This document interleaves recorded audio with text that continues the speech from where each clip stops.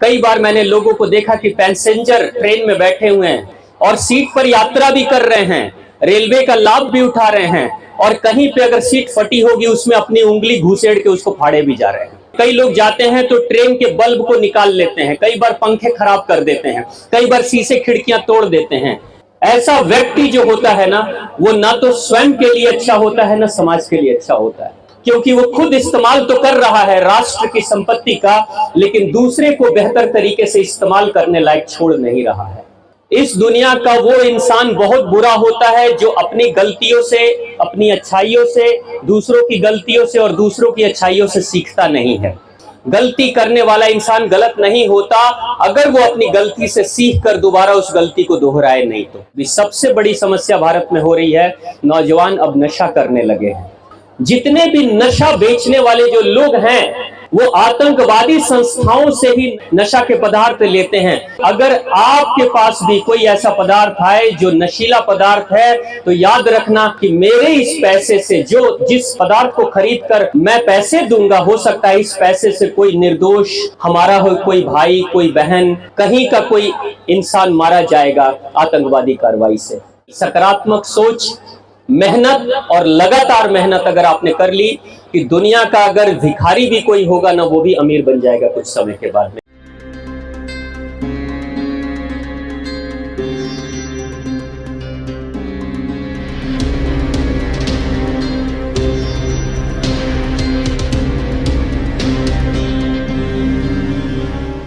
आज ये इस विद्यालय का आपका आखिरी दिन है, आज आपकी विदाई हो रही है। अच्छा लग रहा होगा, सोचते होंगे कि चलो ठीक है आज से छुट्टी मिल जाएगी, है ना। लेकिन मैं आपको बताऊं कि मेरी भी हालत ऐसे ही थी जब मैं पढ़ाई करता था अपने स्कूल में या कॉलेज में। तो मुझे लगता था कब मुक्ति मिलेगी, कब इस पढ़ाई से छुटकारा मिलेगी। लेकिन कुछ वर्षों के बाद जब मैं अपने विद्यालय के पास से या अपने कॉलेज के पास से गुजरता था तो मैंने कई बार उस कैंपस में मैं गया और कैंपस में जाकर बैठा, उन क्लासरूम्स को देखा जिसमें मैं पढ़ाई किया करता था, उन जगह पर जहां मैं प्रेयर्स करता था वहां जाकर मैं कैसे खड़े रहता था उसको बैठकर मैं देखता था। घंटों घंटों मैं अपने विद्यालय के कैंपस में जाकर बैठता था। कुछ वर्षों के बाद जब आप भी इधर से गुजरोगे ना तो आपको भी ये कैंपस फिर से याद आ जाएगा। आपको याद आएंगे वो सारे मित्र, आपको याद आएंगे वो सारे शिक्षक, वो शिक्षक जो आज आपको डांटते होंगे किसी बात पे, किसी गलती पर, कल उन पे भी बड़ा प्यार आएगा आपको। ये बहुत अच्छा हुआ, आज जो डांट पड़ी है कल आपके भविष्य को संवार देगी। आने वाले समय में ढेर सारे मित्र आपके होंगे जब आप आगे की पढ़ाई करोगे या फिर जब आप अपनी नौकरी, पैसा, व्यापार, रोजगार करोगे, बहुत सारे मित्र होंगे। लेकिन ये जो मित्र आपके इस स्कूल में बने हैं ना, ये मित्र जिंदगी भर याद रहेंगे और कभी जीवन के किसी मोड़ पर मिल गए ना तो उस समय किसी भी मित्र से ज्यादा घनिष्ठता आपको महसूस होगी, एक अपनापन महसूस होगा इन मित्रों से। तो इस जगह को, इस कैंपस को आज जब जाओगे तो जी भर के देख लेना, क्योंकि कुछ वर्षों के बाद आपको ये कैंपस बड़ा सुंदर दिखेगा और यहाँ की बातें आपको याद आएंगी बार बार। इंटरमीडिएट का मतलब होता है कि प्राइमरी और हायर के बाद जब ग्रेजुएशन में जाते हैं तो बीच की कड़ी, यानी जिंदगी एक तरफ जैसे किसी भी नदी का दो पार्ट होता है, एक पार्ट और फिर दूसरा, और बीच में एक पुल हुआ करता है दोनों पार्टों को जोड़ने के लिए। इंटरमीडिएट का मतलब होता है वही पुल जहां से एक जिंदगी की नई फेज की शुरुआत हो रही है। अब आप लोग बड़े हो गए हो, आज के बाद इंटरमीडिएट करने के बाद आप भारत के नागरिक के रूप में प्रतिष्ठित हो जाओगे। आपको एहसास हो रहा है कि आज के बाद, इंटरमीडिएट करने के बाद आप एक अच्छे, समझदार और रिस्पॉन्सिबल सिटीजन के रूप में जाने जाओगे। कितने लोगों को एहसास हो रहा है कि अब मैं बड़ा हो गया हूं? हाथ उठाना जरा। कितने लोगों को एहसास हो रहा है मैं बड़ा हो गया, मैं बच्चा नहीं हूं? किसी को एहसास हो रहा है? आपको हो रहा है, सिर्फ एक को हो रहा है, और किसी को नहीं हो रहा है कि मैं अब बड़ा हो गया हूं या हो रहा हूं। बहुत बढ़िया, बहुत बढ़िया। अब देखो, अब जिंदगी नई सिरे से आपकी शुरुआत होने वाली है। अभी आपके स्कूल की जो छात्राएं हैं उन्होंने बड़ा अच्छा माँ सरस्वती की वंदना प्रस्तुत की। आपने भारत में देखा होगा, ये फरवरी का महीना चल रहा है, यहाँ 3 देवियों की पूजा होती है भारत में। खास तौर से 3 देवियों में पहली जो देवी है जिनकी स्तुति ये बच्चियां कर रही थी, वो कौन सी देवी है? माँ सरस्वती। उसके बाद दूसरी देवी की पूजा होती है, वो कौन सी देवी है? कौन सी देवी? जोर से बोलना। 3 देवी की मैंने बात की, 3 देवियों की पूजा होती है भारत में। पहली देवी माँ सरस्वती, दूसरी देवी माँ, नहीं आवाज आ रही, खाना खाया है? थोड़ा जोर लगाओ। कौन सी दूसरी देवी? कौन सी? माँ। इसके बाद दुर्गा पूजा होती है ना, और उसके बाद लक्ष्मी पूजा यानी कि दीपावली। ठीक है, ये देखो इसका जो आध्यात्मिक महत्व है हमारे जिंदगी से बड़ा गहरा है। वो सिर्फ पूजा नहीं है। सरस्वती का मतलब होता है कि आप अपने ज्ञान में बढ़ोतरी करो। आप बच्चे हो, जब आप छोटे थे, प्राइमरी में, नर्सरी में आपका एडमिशन हुआ, तो जिंदगी की शुरुआत जब आपकी हुई, सबसे पहले आपको ज्ञान शिक्षा देने की कोशिश की गई। सबसे पहला काम माता पिता यही करते हैं ना, यानी बच्चों का के दिमाग का विकास करो, ज्ञान का विकास करो। तो यानी मां सरस्वती का वास कहां पे है? यहां बुद्धि में, मस्तिष्क में। आपके मस्तिष्क, आपके ज्ञान, आपकी बुद्धि का ही विकास करने की कोशिश की गई है सबसे पहले। लगातार कम से कम 10 साल 15 साल आपके लगेंगे ग्रेजुएशन करने में। हायर एजुकेशन करोगे, मास्टर डिग्री, पीएचडी करोगे तो हो सकता है कई वर्ष और भी लग जाएंगे, 20-22 साल 25 साल भी लग सकते हैं। लेकिन एक व्यक्ति, चाहे वो स्त्री हो या पुरुष हो, लड़का हो या लड़की हो, सबसे पहले मां सरस्वती का विकास यानी ज्ञान का विकास किया जाता है। उसके बाद से जो दूसरी देवी की पूजा होती है, वो दूसरी देवी मां दुर्गा। मां दुर्गा किस पे सवारी करती है? जोर से बोलो। शेर पे सवारी करती है। आप जरा सोचो, क्या आप शेर पे सवारी कर सकते हो? कोई कर सकता है? शेर पे सवारी वही करता है जो शेर से भी ज्यादा शक्तिशाली होता है। कमजोर लोग शेर पे सवारी नहीं कर सकते। मां भगवती, मां दुर्गा मैया क्या कहती है? ये जो दुर्ग है ना, दुर्गा का मतलब दुर्ग, किला। किला कभी भी देखना सीधा खड़ा होता है, पिलर की तरह लंबा लंबा खड़ा होता है। आप भी खड़े हो जाओगे तो सीधा ही खड़े होगे, लंबाई आपकी ज्यादा होगी। ये आपका शरीर दुर्ग है। इसी दुर्ग में आपकी आत्मा दुर्गा बनकर रहती है। मां भगवती क्या कहती है? अगर जिंदगी में, जिंदगी रूपी संग्राम में तुम्हें जब युद्ध करना होगा, जिंदगी की लड़ाई लड़नी पड़ेगी, तो उस समय तुम्हें शेर पे सवारी करनी पड़ेगी। शेर पे सवारी। ये खरगोश की सवारी करने से जिंदगी गुजरने वाली नहीं है। समस्याएं बहुत आएंगी, संघर्ष बहुत आएंगे। तो शेर पे सवारी करने के लिए सबसे पहले तुम्हें अपने दुर्ग यानी किले को, शरीर को मजबूत बनाना पड़ेगा। आप हमारे प्रहरियों को देखो, अधीक्षक जी बैठे हुए हैं, हमारे जितने भी फौजी हैं या फिर सैनिक हैं या फिर पुलिसकर्मी हैं, कभी भी देखना, ये दूसरों की रक्षा वही कर पाते हैं जो अपने आप को शरीर से मजबूत बनाते हैं। अगर खुद व्यक्ति कमजोर होगा तो वो दूसरे की क्या रक्षा करेगा? खुद की रक्षा नहीं कर पाएगा। आप इन बातों से सहमत हो? मां भगवती क्या कहती है? तुम्हें आने वाले समय में खुद की रक्षा करनी है और दूसरों की यानी परिवार की, समाज की भी रक्षा करनी है। इसलिए अपने इस दुर्ग रूपी किले को, शरीर को मजबूत बनाओ, शक्तिशाली बनाओ। यानी आपको अपने तन पर, अभी तक अपने ज्ञान पर, बुद्धि पे आपने काम किया, अब के बाद आप अपने तन पर काम करोगे। अब के बाद, धन्यवाद, अब के बाद आप अपने तन पर काम करोगे। आप में से कितने बच्चे ऐसे हैं जो आप अपने शरीर को लेकर जागरूक हो? क्या खाना है, क्या पीना है, कैसे रहना है, कैसी दिनचर्या जीनी है, इसके प्रति आप जागरूक रहते हो और चाहते हो कि मेरा तन स्वस्थ, मजबूत रहे और सक्रिय रहे, आलस ना आए। कितने बच्चे ऐसे हैं जो अपने शरीर पर काम करते हैं? ईमानदारी से हाथ उठाना। कितने बच्चे हैं जो अपने शरीर पर काम करते हैं? देखो, संकोच करके उठा रहे हैं। जो करते हैं उठाओ, हाथ उठाओ। बहुत बढ़िया, जोरदार तालियां। आपको पता है, आप चाहे कितने भी पैसे कमा लो, कितनी भी बड़ी बड़ी डिग्रियां कर लो, आने वाले समय में आप हायर एजुकेशन करोगे, बड़ी बड़ी डिग्रियां आप हासिल करोगे, अच्छी जगह नौकरी, व्यापार, रोजगार भी आप कर लोगे। लेकिन आपको पता है, जिंदगी की कोई गारंटी नहीं कि आपकी जिंदगी हमेशा वो कहते हैं कि गुलाब की सेज की तरह जिंदगी रहेगी, ऐसा नहीं। हमेशा आपको मेटल रोड, कंक्रीट रोड नहीं मिलने वाली। कभी पगडंडी, कभी गड्ढे, कभी खाई, कभी पहाड़ियां मिलेंगी। कहीं गिरोगे, कभी चोट खाओगे, कभी पसीने बहेंगे, कभी रोना भी आएगा, कभी हार जाओगे, कभी संघर्ष भी झेलने पड़ेंगे। जिस समय आप संघर्ष झेलोगे उस समय आपका तन ही आपका साथी बनता है। जिसका तन मजबूत होता है उसी का मन भी मजबूत होता है। आपने देखा होगा अभी कुछ दिन पहले एक नौजवान अपने पारिवारिक कलह के कारण से, अपनी पत्नी के कलह के कारण से उसने आत्महत्या कर ली, जबकि एआई का इंजीनियर था वो बेंगलोर में। लाख रुपए के आसपास की सैलरी थी, लेकिन जिंदगी के थोड़े से संघर्ष में इस कदर टूट गया कि आत्महत्या कर लेता है, मर जाता है। तो बच्चे आप सब याद रखना कि अगर जीवन में आप सिर्फ पूजा पाठ करते रह जाओगे और उसका आध्यात्मिक अर्थ नहीं समझोगे, अपने ऊपर कार्य नहीं करोगे, तो बहुत आसानी से जिंदगी आपको समस्या देगी और समस्या में आप टूट जाओगे। इसलिए माँ दुर्गा की पूजा सिर्फ मत करना, अपने दुर्ग को भी मजबूत बनाने की कोशिश करना और शेर की सवारी करने की कोशिश करना, यानी कि शक्तिशाली बनना। अब जो तीसरी देवी है माँ लक्ष्मी। माँ लक्ष्मी का मतलब हम लोग क्या समझते हैं? सिर्फ धन की देवी जो पैसे देती है, ऐसा नहीं। आपका सबसे बड़ा धन क्या है? आपका सबसे बड़ा धन आपका गुण है। सबसे बड़ा धन।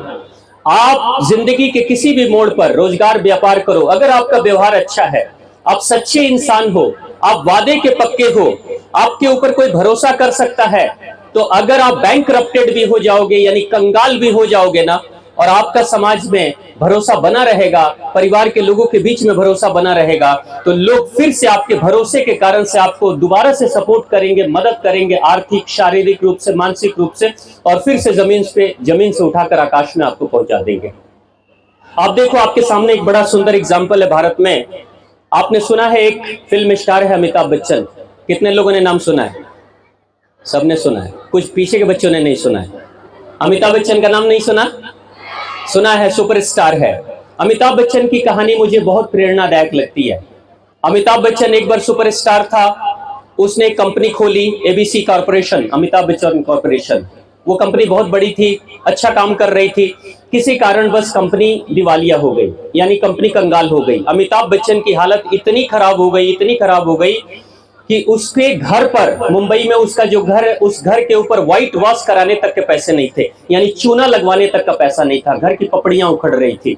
अपनी उखड़ती हुई पपड़ियों को छिपाने के लिए अमिताभ बच्चन, क्योंकि सुपरस्टार का घर है, लोग क्या कहेंगे कि भाई कैसा ये सुपरस्टार है, इसके घर की पपड़ियां उखड़ रही है और घर को मेंटेन नहीं कर रहा है। तो अपनी घर की पपड़ियों को छिपाने के लिए, उस व्हाइट वॉश, खराब व्हाइट वॉश को छिपाने के लिए, वो जो रबर की पॉलीथीन की चट्टियां जो आती है ना, वो अपने घर के बाहर उसने लगवा दिया था ताकि कोई देख ना पाए। छिपाया था उसने अपने घर को। उसके घर के पास में, घर के अंदर कैंपस में खुद की गाड़ी नहीं थी, उसकी खुद की कार नहीं थी, तो अपने मित्रों से मांग कर पार्किंग में लगाया करता था ताकि दुनिया को लगे कि 2-3-4 कारें इसके पास में है, ये आज भी सुपरस्टार है। लेकिन वही अमिताभ बच्चन देखो, जो सड़क पर आ गया था, बिल्कुल कंगाल हो गया था, फिर से दोबारा मेहनत करता है, और मेहनत करके आज उसकी उम्र देख रहे हो, आज मेहनत करके जो कौन बनेगा करोड़पति में उसने शुरुआत की है, और फिर से आज वो करोड़पति अरबपति बन चुका है बुढ़ापे के उस दौर में।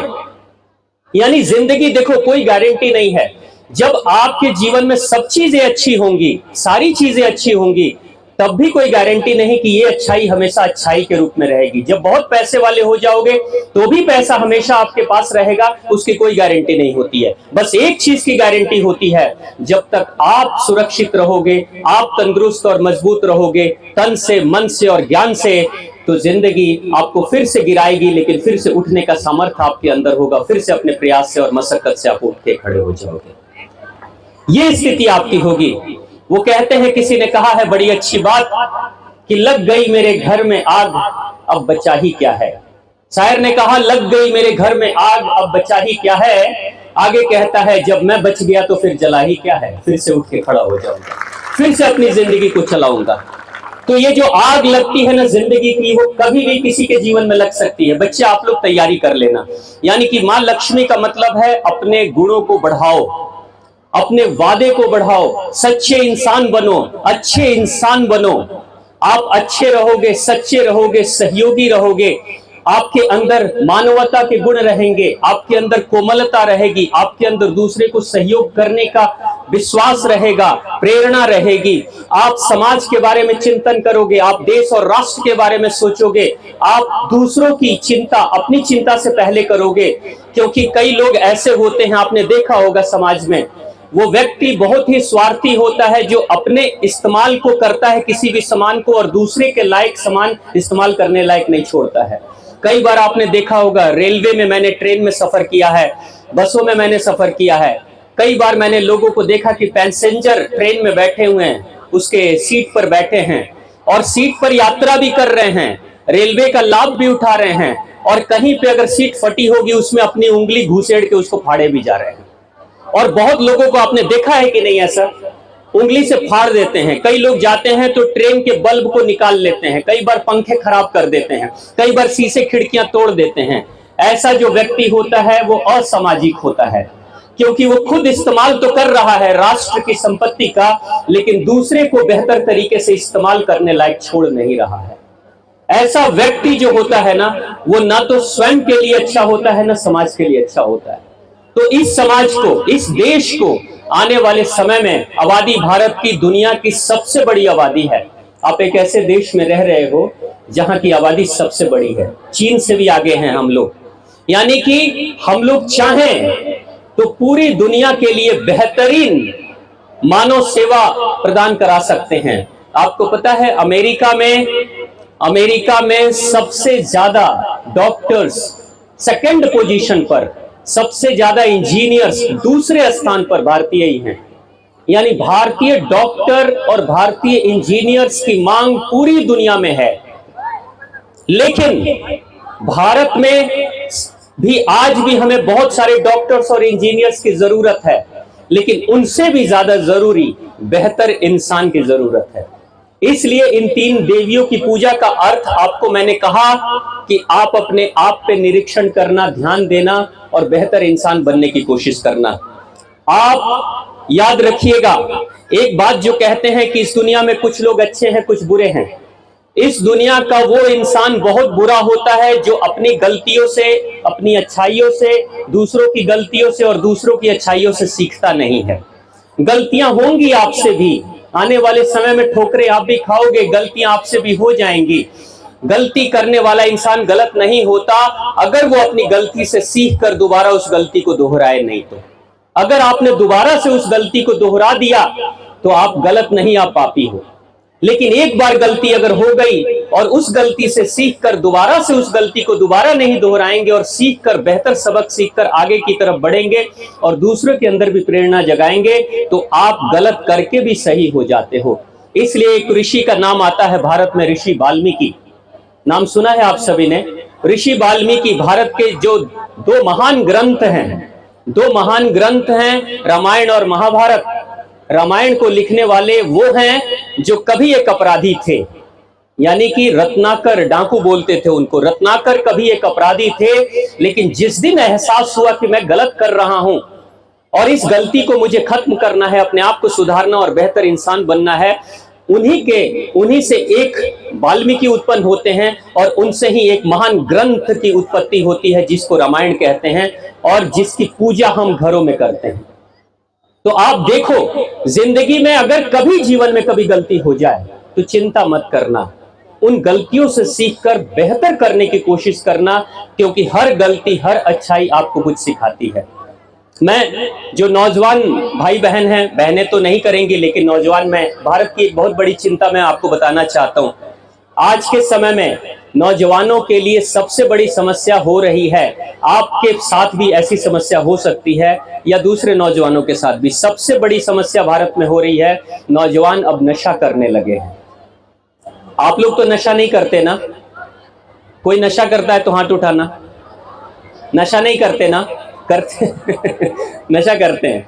मत करना बच्चे। देखो, नशा याद रखना, नशा जो है ना, कोई भी खाने पीने की लत, हमेशा आपका कोई मित्र ही शुरू कराता है। जो कहते हैं ना, मित्र अच्छे होते हैं। अगर अच्छे मित्र को बनाओगे तो मित्र अच्छे होते हैं, और बुरे मित्र को भी मित्रता कर लोगे ना तो वो शत्रु से भी ज्यादा घातक होता है। वो मित्र आपका जो आपको गलत दिशा में, गलत रास्ते पे ले जा रहा है, चाहे वो लड़का हो या लड़की है, समझ लेना कि गड्ढे में गिराने की तैयारी चल रही है। क्योंकि दुनिया के जितने भी लोग जो भी नशा करते हैं, कोई भी लत रखते हैं, मैं उनसे जब भी पूछता हूं आपने नशा कैसे शुरुआत की, तो 99% लोगों ने कहा कि मेरे मित्र के कारण से। मित्र ने कहा एक बार खा लो, एक बार पी लो, क्या फर्क पड़ता है, कुछ नहीं होगा, जब मर्जी छोड़ देना। लेकिन नहीं, शुरुआत तो आप अपनी स्वेच्छा से करते हो, मित्र के कहने पे करते हो, लेकिन जिस समय आपको लत लग जाती है, आप बर्बाद होने लगते हो, जब आपकी जमीनें बिकने लगती है, आप कंगाल होने लगते हो, जब आपकी समाज की छवि गिर जाती है, उस समय वो मित्र आते नहीं और सहयोग नहीं करते हैं। तब तो आपकी स्थिति ऐसी होती है, जिस गर्त में, गड्ढे में गिरे तो फिर उससे बाहर निकलने का मौका आपको नहीं मिलता है। यानी आप स्वेच्छा से बुरी आदत की शुरुआत तो कर सकते हो, लेकिन अपनी मर्जी और अपनी स्वेच्छा से बाहर नहीं निकल सकते हो। आज पंजाब, भारत का एक स्टेट है पंजाब, वो परेशान है कि वहां के नौजवान नशा कर रहे हैं। और आपको पता है, मैं सभी भाई बहनों से बता देना चाहता हूं, ये नशा जो होता है, मैं एक चीज बता रहा हूं जो आने वाले समय में भारत के साथ हो रहा है, और हो रहा है आज भी। आपको पता है, बड़ी बड़ी संस्थाएं, बड़े बड़े ग्रुप, बड़े बड़े कई देश इन नशा के पदार्थों को प्रमोट करते हैं। नशाखोरी बढ़ाएं नौजवान लड़के और लड़कियों में, उसके लिए प्रमोशन किया जाता है। और पता है ये क्यों प्रमोशन किया जाता है? दुनिया में जितनी भी आतंकवादी गतिविधियां हैं, जो भी क्रिमिनल एक्टिविटीज हैं, इन लोगों को पैसे कहां से आते हैं? उनको बंदूक खरीदने की, गोलियां खरीदने के, बम बारूद खरीदने के पैसे कहां से आते हैं? और उन्हीं पदार्थों को बेचकर ये पैसे उनके पास जाते हैं, और आतंकवादी बारूद, कारतूस खरीदते हैं, बंदूक खरीदते हैं, और वो सिर्फ आम इंसान को नहीं मारते, वो बड़ी बड़ी सरकारों से भी लड़ते हैं, और अंत में पूरी मानवता के लिए घातक हो जाते हैं। तो याद रखिएगा, अगर आप नशा के पदार्थ लेते हैं, जो नशीला पदार्थ है, तो याद रखना कि मेरे इस पैसे से, जिस पदार्थ को खरीद कर मैं पैसे दूंगा, हो सकता है इस पैसे से कोई निर्दोष हमारा हो, कोई भाई, कोई बहन, कहीं का कोई इंसान मारा जाएगा आतंकवादी कार्रवाई से। इसलिए आप देख लेना, ध्यान रखना, आप भारत के भविष्य हो, आने वाले समय में भारत के भविष्य हो, लेकिन भारत का भविष्य सिर्फ एक इंसान नहीं बनाएगा, भारत का भविष्य इंसान की सोच बनाएगी, इंसान की गतिविधियां बनाएंगी, इंसान के अंदर की मेहनत बनाएगी, और इंसान के अंदर की अच्छाई और बुराई का भेद बनाएगा। तो इसलिए आपको एक जिम्मेदार नागरिक के रूप में बनना है। तो एक बात याद रखना, आप चाहे कितने भी गरीब हो, आपके पास कितने भी अभाव हैं, कितनी भी कमी हो, लेकिन अगर आपके अंदर 3 चीजें हैं, तो आपकी गरीबी को मिटाने से कोई रोक नहीं सकता, आपको सफल होने से कोई रोक नहीं सकता। पहली चीज, आपके अंदर सकारात्मक सोच होनी चाहिए। सकारात्मक सोच, उसके लिए आपको अनुभवी लोगों से मिलना, अपने गुरुजनों से मिलना, अपने माता पिता की सुनना, जो जीवन में अनुभव जिन्होंने पाया है उनको सुनने की जरूरत पड़ेगी, बेहतर विचार के लिए, बेहतर सोच के लिए। और अगर एक बेहतर विचार, एक बेहतर सोच आपको मिल गई है, तो उसके बाद मेहनत करनी पड़ेगी। और मेहनत कैसे? थोड़े दिन के लिए नहीं कि 2, 4, 10 दिन बड़े जोश में आकर मेहनत कर रहे हैं, 1 महीने 2 महीने खूब जोश में आकर मेहनत कर रहे हैं, उसके बाद बैठ गए, ऐसा नहीं। आपको लगातार मेहनत करनी पड़ेगी, लगातार मेहनत करनी पड़ेगी।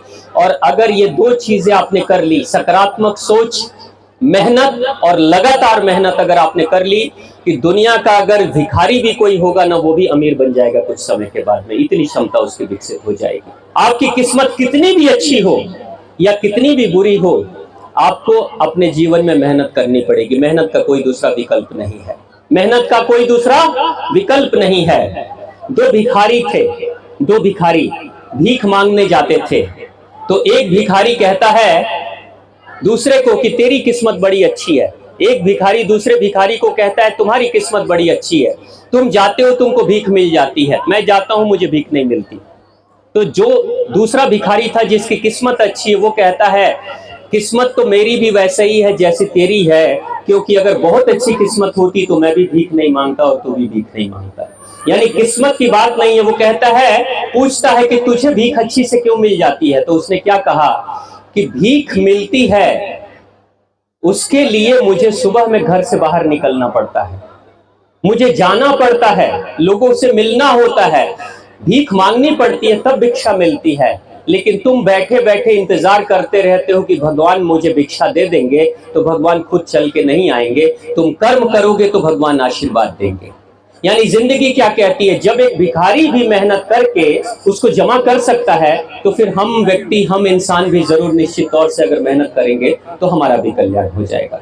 तो आपको, आप सभी को मैं बहुत बहुत शुभकामनाएं देता हूं कि बहुत अच्छे तरीके से आप अपने जीवन की शुरुआत करो, नए सिरे से शुरुआत करो, बेहतर तरीके से गुरुजनों का आशीर्वाद लो।